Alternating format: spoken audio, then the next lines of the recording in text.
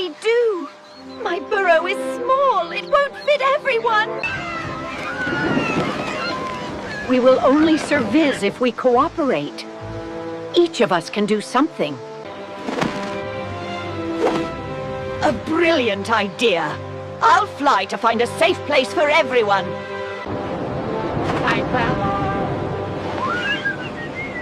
found a large, safe place from the I will use my quills to clear the branches.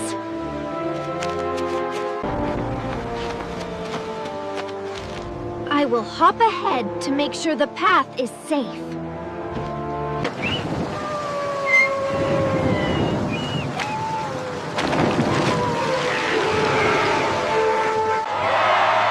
Today we learned that strength is not in speed or size, but in cooperation.